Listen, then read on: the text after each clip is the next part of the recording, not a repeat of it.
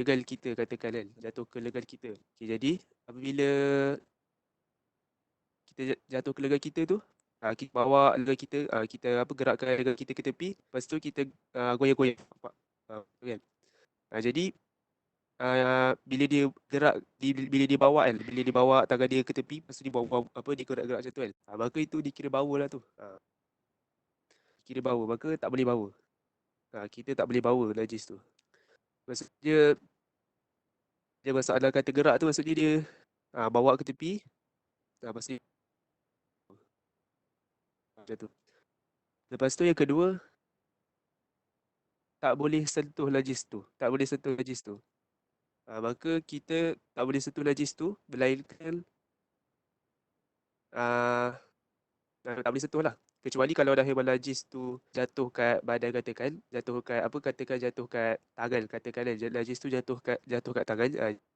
Jadi yang part yang ada kena najis tu, part tu je lah yang dimaafkan sentuh. Part lain tak boleh sentuh. Maksudnya tak boleh sentuh lah. Dari kata lain tak boleh sentuh. Part yang dah kena tu je lah yang kita maafkan kalau tersentuh. Part yang dah kena tu je lah jadi maafkan kalau tersentuh.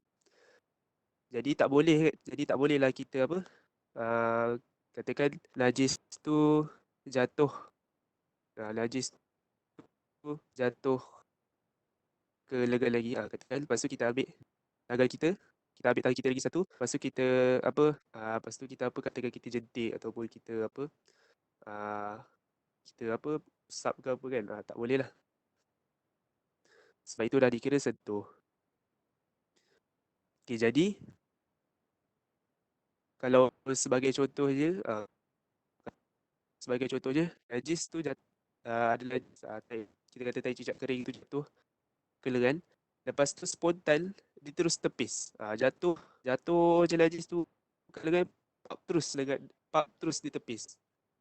So maksudnya dia terus pap gerak ke tangan dia, dia terus gerak ke tangan dia ke tepi kan. Itu dia kira tak apalah, sebab bila dia tepis, tepis tadi dia tak macam bawa. Kalau macam bawa, dia gerakkan dulu tangan ke tepi, lepas tu dia goyang-goyang, baru dia buang najis tu. Tak boleh, tak dia, kalau tepis dia terus buang, pap, terus tak ada bawa, dia terus buang macam tu. Dan bila tepis juga dia tak sentuh, sebab dia terus tepis kan, maka dia tak sentuh lah dengan anggota lain. Maka kalau macam tu tak apa. Yang tak boleh kalau kita bawa najis tu ataupun kita sentuh. Lepas tu yang ketiga, perlu dibezakan antara najis yang kering dan najis basah. Perlu dibezakan najis yang kering dan najis yang basah. Kalau najis yang kering, maka bila kita buang macam tai cicak yang kering tadi, maka bila kita tepis tadi tu, cukup lah. Maksudnya bila tepis tu, bila najis sudah terkeluar, apa dah tak ada kat badan, maka cukup lah. Tapi kalau najis yang basah, perlu berjaga-jaga lah. Najis yang basah, bila jatuh, kita buang. Kita buang, contoh tai cicak lagi kan, cicak dia kena kan. Contoh tai cicak lagi jatuh ke baju yang basah. Lepas tu, lepas tu kalau macam tu tepis je tak cukup sebab masih lagi basah kan. Kalau macam tu tak boleh lah. Berbeza pula dengan kes dia kalau contoh tai cicak tu jatuh ke katakan tangan. Jatuh ke jatuh ke tangan lah, jatuh ke tangan. Lepas tu kebetulan kat sebelah kiri dekat apa? Dekat sebelah kita solat tu ada air paip yang terbuka katakan. Katakan je lah kan. Jaranglah orang macam tu kan, tapi katakanlah ada air pipe yang terbuka ataupun di solat tu kita kata apa, katakanlah air pipe ada air pipe terbuka kan, lepas tu jatuh apa, bila tengah time solat tu jatuh je apa, najis ke tangan dia tu, lepas tu sebab dia terus letak tangan dia yang terkena tai cicak basah tu dekat air itu, biar air tu basuh, lepas tu hilang najis dia. Kalau macam tu tak apalah, sebab najis yang basah tu dihilang dengan kadar segera, maka tak apalah. Tapi keadaan macam tu biasa memang jarang-jarang lah berlaku. Biasa nak berlaku. Biasa kalau dah najis yang basah ni, memang dah tak boleh buat apa dah lah. Jarang lah kita jumpa air ataupun benda yang boleh betul-betul bersucikan basah kita tu. Lepas kita pula solat, solat pergerakan tak bebas. Nanti kita akan belajar pergerakan tak boleh lebih tiga pergerakan besar. So payahlah, dia kebiasaan je. Tapi katakan kita boleh hilangkan najis basah tu tanpa dengan keadaan segera dan tanpa banyak bergerak dan melakukan perbuatan yang lain yang batal, maka boleh diteruskanlah solat dia. Okay, jadi itu untuk wuqu'ul najasa illam tulqa halal lil ghairi hamlin. Jatuh dia najis sekiranya tidak dibuang dari situ dengan kadar segera tanpa berbau je. Tanpa berbau najis itu. Kemudian kemudian ilkishaful aurati illam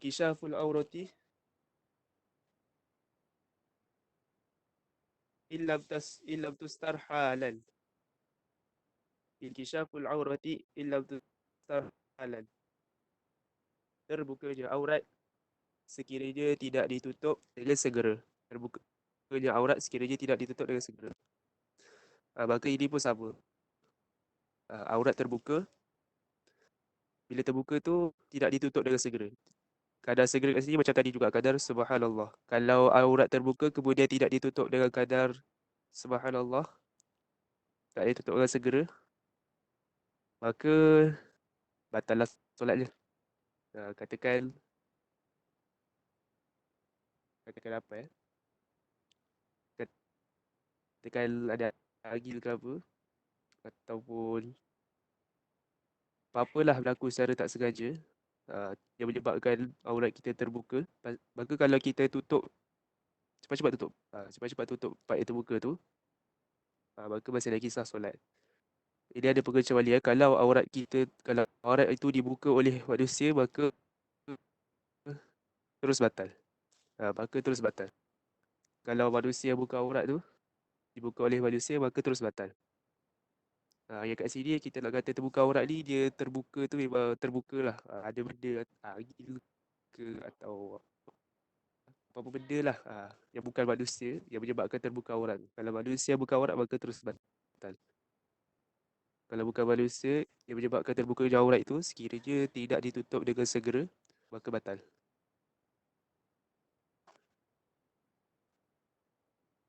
Okay, kemudian seterusnya, walutuku biharfaini aw harfil mufhimil abdal.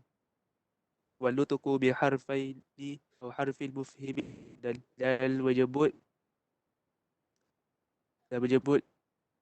dua huruf apa-apa dua huruf sekalipun tidak bermaksud, aw harfil mufhimil abdal, ataupun kita sebut satu huruf tapi satu huruf yang kita sebut tu ada maksud amdan, secara sengaja. Wal tuku biharfaili, yang pertama kalau kita menyebutkan dua huruf, dua huruf tu walaupun tak bawa masuk kan, tapi kita sebut dua huruf tu, contoh apa ya, ka qi contohnya kan. Contoh macam ka qi ataupun apa lagi apa-apalah. Walaupun dua huruf tu dia tak bawa maksud, maka batal. Atau satu huruf satu huruf atau harfil mufhimin, ataupun satu huruf tapi huruf tu bawa maksud. Contohnya kalau macam dalam bahasa Arab, kalau macam contoh dalam bahasa Arab, contohnya huruf qaf. Sebutan dia qi contohnya. Dia huruf dia qaf je. Qaf je, qi. Dia sebutan dia qi. Qi maksudnya jagalah. So huruf kat situ dia ada maksud. Disebut huruf tu walaupun satu ada maksud, pun disebut secara sengaja, maka batal. So dua huruf, kalau disebut satu huruf membawa maksud, maka batal. Tapi kalau satu huruf tak ada maksud, tak batal.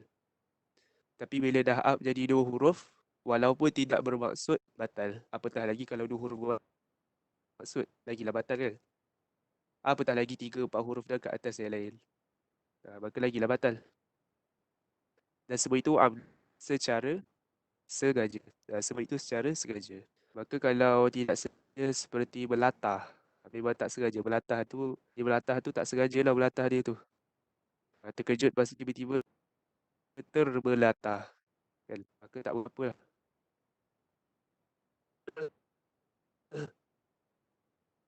Kemudian tambahan nota tambahan, ada pun zikir. Kalau zikir ketika solat tidak membatalkan solat. Contoh dalam solat kita zikir subhanallah ke, ataupun kita zikir alhamdulillah, ataupun kita zikir baca Allahu akbar, bukan waktu nak takbir pun, tapi kita baca Allahu akbar. Kalau ada pun kalau kalimah zikir, kalau kita sebut dalam solat, maka itu tidak membatalkan solat. Ada pengecualian lah tu. Kalimah zikir kalau disebutkan dalam solat, tidak membatalkan solat.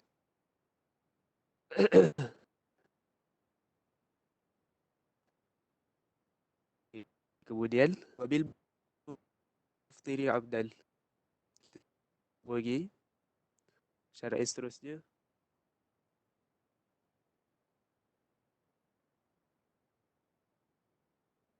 syarat seterusnya dengan perkara-perkara yang membatalkan puasa. Melakukan perkara-perkara yang membatalkan puasa abdal secara sengaja. Apa-apa yang membatalkan puasa, maka batallah solatnya. Tapi kes dia lain. Kes dia lain dengan kalau kita makan yang banyak dalam keadaan lupa. Kalau ketika puasa kan, kalau ketika puasa kita makan banyak kan. Tapi dalam keadaan lupa, batal tak puasa dia? Tak batal kan? Tapi dalam solat, kalau dalam solat kalau kita makan banyak dalam keadaan kita lupa perkara itu batalkan solat, itu dikira batal. Kita tengok syarat seterusnya. Wabil aklil kathiri nasiyan. Makan banyak nasiyan dalam keadaan lupa. Bukan makan banyak nasi Makan banyak dalam keadaan lupa. Ha. Next ialah kalau seorang tu makan banyak dalam keadaan lupa, maka batal. Tapi kalau dia makan sikit dalam keadaan lupa perkara itu membatalkan solat, maka tak berapalah. Sebelum kita dah cerita, macam kita dah cerita sebelum ni, dia makan, bukan makan. Katakan dalam mulut dia ada sisa makanan, dalam mulut dia tengah solat tu ada sisa makanan, lepas tu dia telan. Dia telan sisa tu dalam keadaan dia terlupa yang perkara itu membatalkan solat. Maka tak berapa lah, sebab sikit. Tapi kalau makan banyak, dia bawa pinggan waktu tengah solat tu, tapi dia makan tu dalam keadaan lupa, perkara tu dia makan tu dalam keadaan lupa, perkara tu membatalkan solat, tetap batal. Apatah lagi makan dalam keadaan ingat, kalau tu membatalkan puasa lagi lah batal.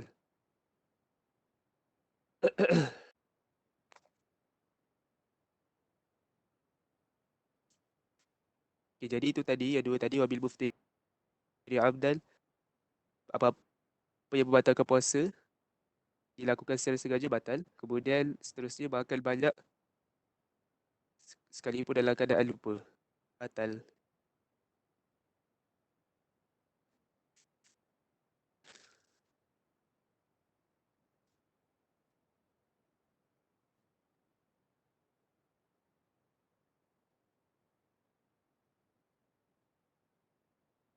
Wallahu a'lamu bissawab.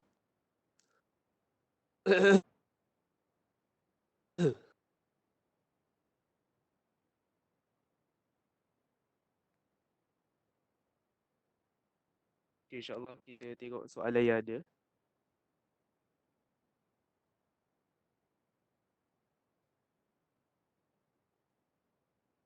Soalan pertama daripada saudara Lakib. Maknanya kalau macam adik kecil main tarik telekung sampai terbuka aurat, maka batal lah ya. Kalau ikut apa yang uh, Alah baca tadi tu ialah batal. Tapi Alah tak sure lah kok tu apa yang Alah cakap tu dia kaul yang lain ataupun pendapat yang lain. Saudara Alfi ke, saudara Izham, saudara Fikri ke siapa ada pernah dengar tentang ni? Macam mana kalau halnya kalau budak-budak dah kecil yang main pula macam mana? Saudara Alfi tahu, saudara Izham tahu? Saudara Fikri.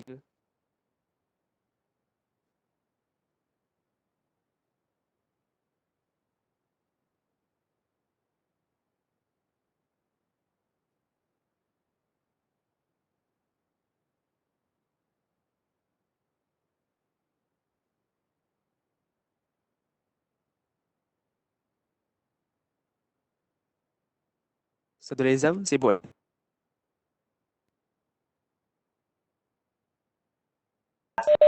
Okey, Soalan yang mana seperti ni, tadi Syed? ya. Soalan pertama, maknanya kalau adik kecil bayi tarik telekung sampai terbuka aurat batal lah ya? Kan tadi kan dah cerita kan, kalau buka aurat ni kalau manusia yang menyebabkan buka aurat tu maka terus batal. Jadi kalau adik kecil pun itu kira batal lah tu.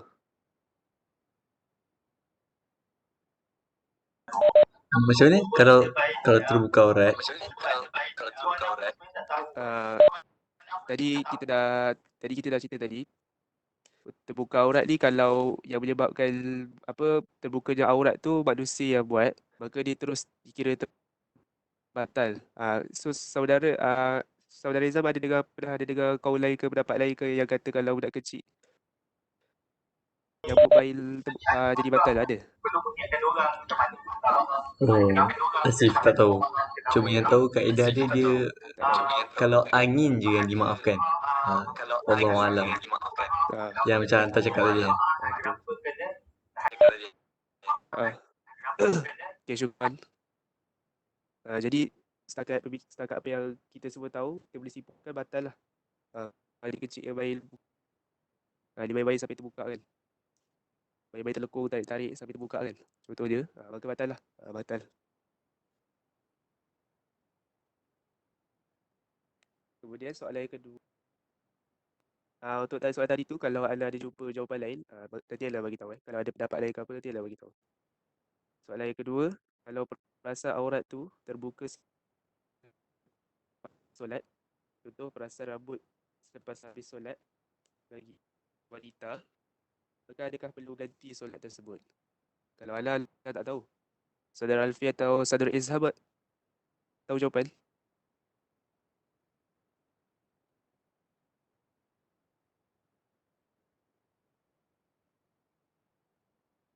Saudara Alfi tahu? Saudara Fikri ke?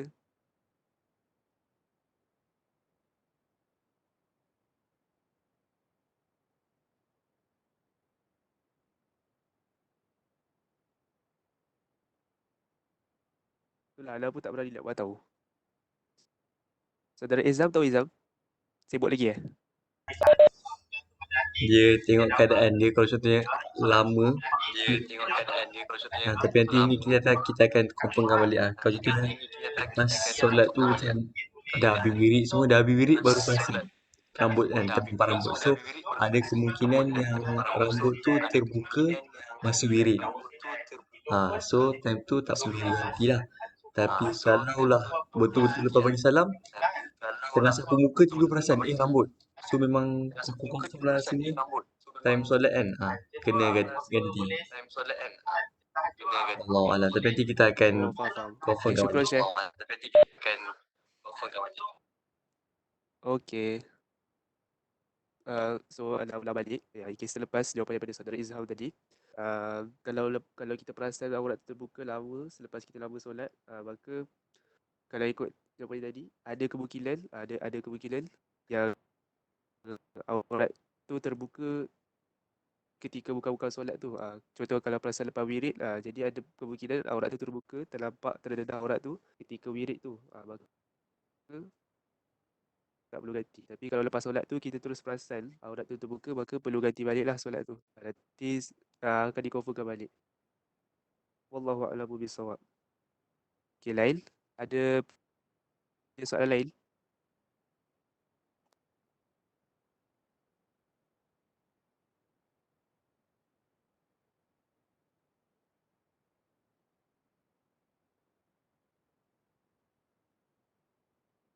Okay, kalau tak ada, naktafi bihadzal qadri insya-Allah. Syukran ala husni istima'ikum wa barakatikum. Kita tutup majlis kita dengan bacaan tasbih kafarah dan suratul Asr.